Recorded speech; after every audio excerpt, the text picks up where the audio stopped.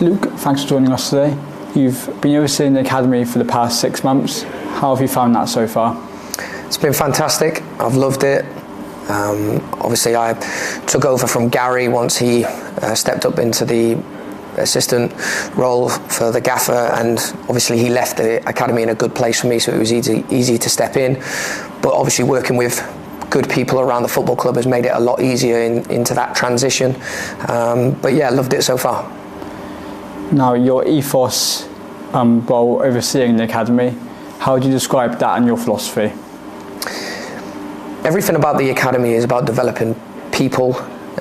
It's about developing players on their next step of their journey, and they're creating a pathway at the football club. We want to develop players to be ready to step into that long-term future of football, whether it's at this football club, whether it's at another football club. We're setting up, we're creating a pathway for the players to make a career in the game. One thing that can get lost within academies, you try and develop the footballers, but is it just important to develop the person as well? Yeah, I've brought in a set of values that I think makes a Weston-super-Mare player, and all the coaches have been fantastic into buying into that and really making sure the players are aware of what we expect at this football club, and hopefully those character traits will be there for a long time with the players. Moving on to your under-18s and under-19s, you've overseen those as a coach for the last year and a half. How has the progress gone for you, them and the individual players? Absolutely, I think that it's been a challenge. We haven't had always the numbers that we've wanted, and we've tried to get players to play weekend men's football as well, and that's obviously come with problems of injuries and availability. We are dealing with young adults as well, which has its challenges, but the boys overall have been superb over the last 2 years. I think that we saw a massive upturn in the under-19s league, which is a very challenging league, and the boys really thrived with that. Ethan Reid obviously has done a fantastic job as well, supporting me within that role, and he brings a wealth of knowledge, obviously with his coaching, and he came up through the academy as well, so that's always a good story to have around the football club. So again, I think that we have developed individuals, and that is what we are trying to do, and I think that is showcased with the amount of players that have made first team appearances at this football club, whether that be the Senior Cup, whether that be the FA Trophy, and have gone on to play for other men's teams in the area. As a coach, how hard is it for you to balance the 18s and the 19s squads? Because obviously the 18s play on a Monday night and then the 19s play on like a Wednesday evening. Is it hard to try and balance those two? Yeah, definitely, and that's part of the challenge. But we've had players who want to play every minute of every football match, and that has obviously been a burden at times because they're so eager, and you need to make sure that they rest and recover, but it's also a great attitude to have, so that's made it obviously easier. It'll be exciting with the scholarship program that we're bringing in now that the education is here. It just gives us that more of a full-time program and feel to it, so I think this is a really exciting chapter for the football club. Now, looking at some of your individual players, you've had the likes of Alex Coulson with, I think it's Lidley Town, Josh Oliver at Thornbury, Keenan Drury at Longlavens, and then plenty of others gaining senior men's football at Somerset County level and Western District level. How important is getting weekend men's football for knowing their development? It's huge, and I say this all the time to the boys, when they're going out on these loans, whether they're starting, whether they're coming off the bench, whether they've been dropped from the squad, this is the making of them in their career. They're going to learn so much from those little moments of defeat or what they deem as a little failure because they're not in the squad or they don't play their best game, and that brings the highlight of success and winning and those moments in football that you really cherish, and that's what we're trying to do. We're trying to give them valuable experience moving forwards. They're playing against senior men that have had a pathway in football and decided against different routes, or injuries have caused them to be at that level, and it's just such a valuable experience for the boys, and we're always going to be pushing that moving forward. And then Christian Woods at Poulton Rovers, Western League Premier Division, they've recently won the playoffs at that division. Must be great for one of your 19th players to have achieved that success so early on in their career.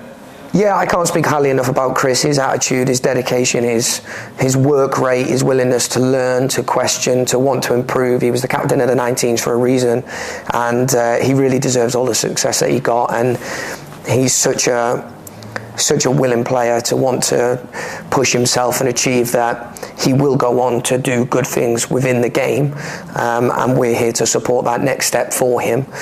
So yeah, for him to achieve that at Bolton, like you say, at such a young age, gives him a little taste of what's to come.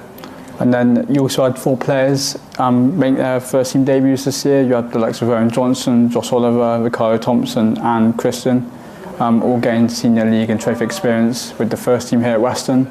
Must be pleased with their progress. Yeah, definitely. Owens came in and made a massive impact and was included in the FA Cup squad away to Chelmsford, which was, again, an amazing experience for him at such a young age. Ricardo joined us late, but again, he's added a level of quality to our group, and I'm not surprised that the first team managers wanted to give him a go. And again, it just shows a pathway at the football club that players don't need to be here at the age of 17 or 18. They can come in as a third year and make an impact if they put the work in. So yeah, again, for the first team, it helps support those games, and like I said, it's exciting for their futures. And then the Somerset Premier Cup this year against Coulson Rovers, you had a great 13 players from your academy involved in that match, including some of the youngest ever in first team history. Must have been pleased to have heard what you did from that night.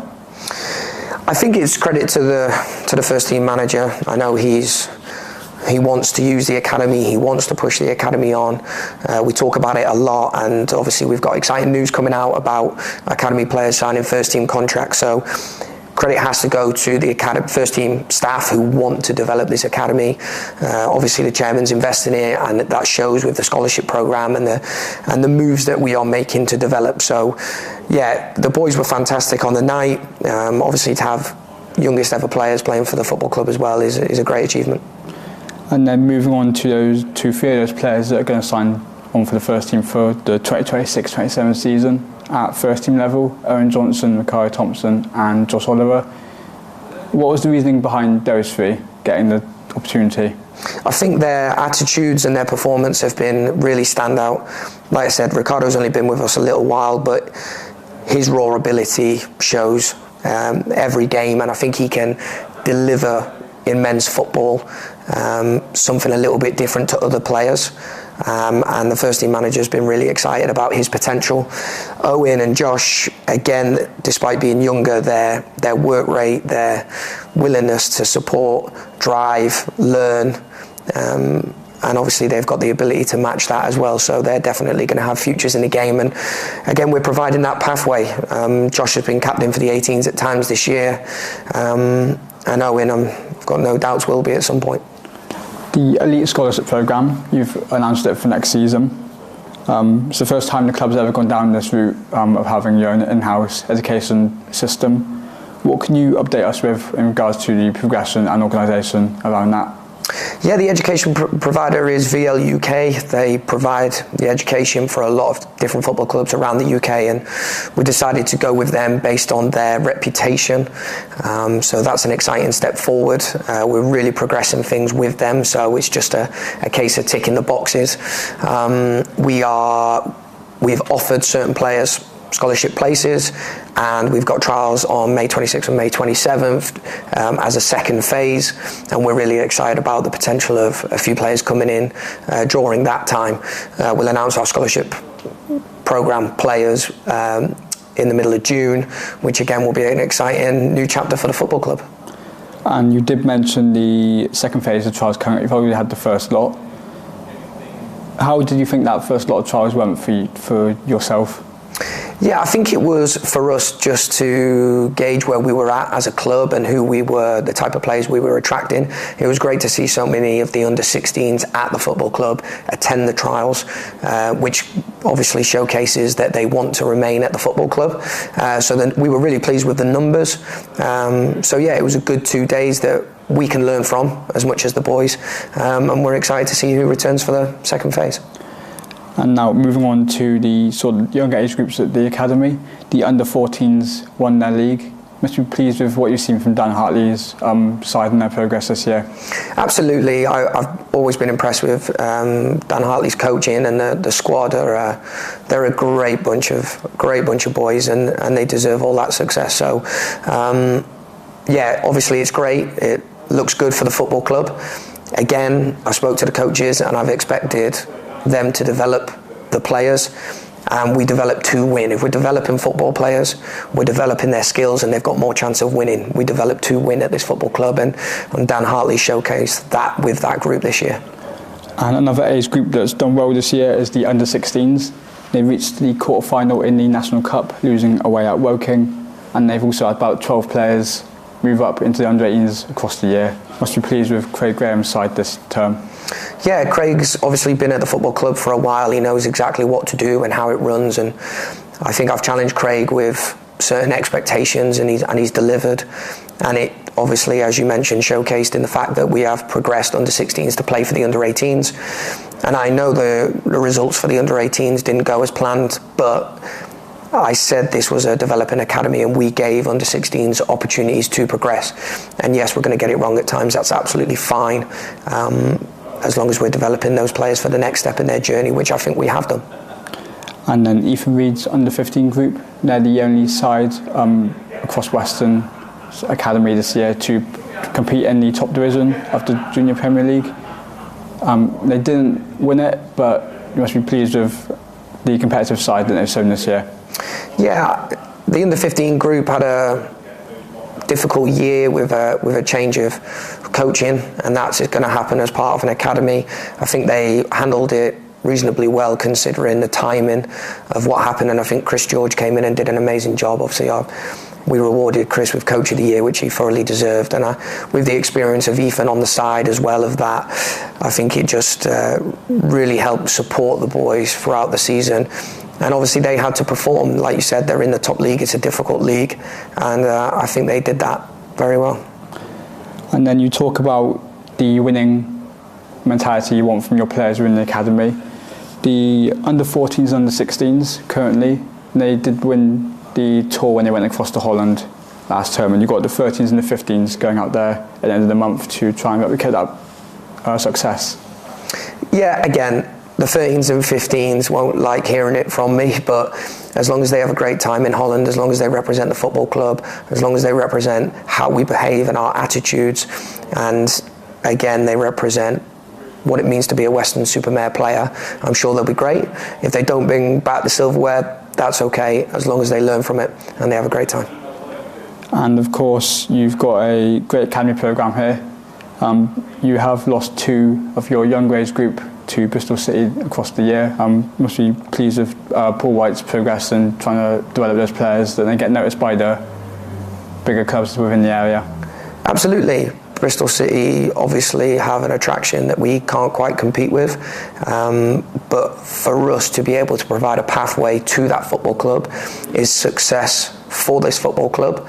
Long term, hopefully we move up the leagues and we're challenging, and players don't want to leave Western for Bristol City, but right now we completely understand, we completely support, and again it shows that we are developing young football players at this academy, and for anybody wanting to join this academy, that's what we can provide and that's what we represent. And then throughout June you've got the academy trials going on for all age groups. You've already had over 200 plus sign up. Must be pretty pleased with the numbers you've got so far, and you must be hoping to attract some more. Definitely, we've got, as you've said about the 14s, the 15s, the 16s, we are strong across the board, and the fact that so many parents and kids want their sons, daughters to be at this football club showcases what we are doing and the progress that we are making. And I think just it coincides with the success of what the first team is doing and the development plans that the chairman's announced, that this football club is moving forward, and it's great to see that people want to be part of it. And then looking ahead to the future, what is the dreams and your goals for the next year overseeing the academy? I think for me personally, I've tried to implement certain ways of doing things at the academy in regards to the values and the curriculum, and our collaboration of coaching, and hopefully that we can streamline that so it becomes more successful for us. If we can develop our coaches, if we can develop how we do things at this football club, then the players are also going to thrive off that. I think we've made great strides within the last 6 to 8 months, but now we've got to keep pushing and we just can't settle. And I think the players have started to realise where this club's going, which is why I think so many young footballers want to be at this football club. Great, thanks Luke. Thanks.